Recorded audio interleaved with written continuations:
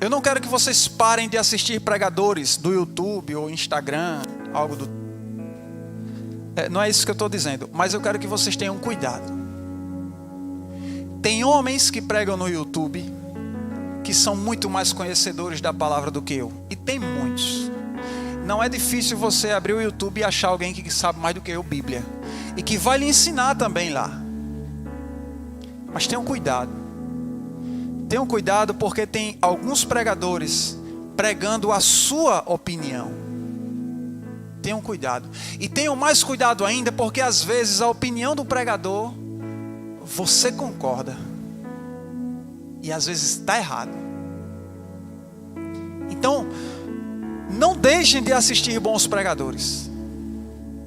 Mas, cuidado quando pregadores estiverem falando da sua própria opinião. Eu acho que os irmãos aqui já perceberam. Às vezes eu vou dar uma opinião, eu digo logo, né? É a minha opinião. Isso aqui não é palavra de Deus. Às vezes eu digo isso. É um pensamento meu. Eu faço questão de frisar, mas tem pastor que não, que dá a sua própria opinião. E como saber, pastor, se ele está dando a opinião dele? Você precisa pegar o texto bíblico que ele está ensinando. Abre no texto bíblico, lê a Bíblia e começa a ver se o que ele está dizendo tem a ver de fato com o texto. Começa a questionar se ele está explicando o texto. Assim como foi feito hoje.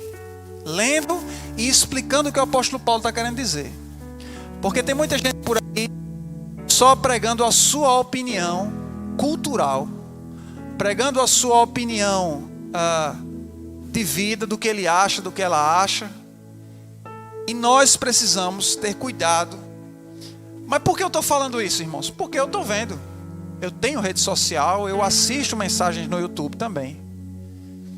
E é interessante porque é sutil. Se você não tiver cuidado, você vai acabar sendo levado por um vento de doutrina humana.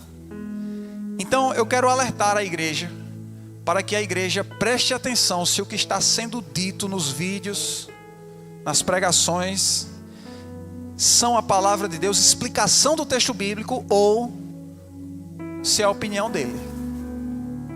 Tem um aí que está muito famoso ultimamente, de pouco tempo para cá,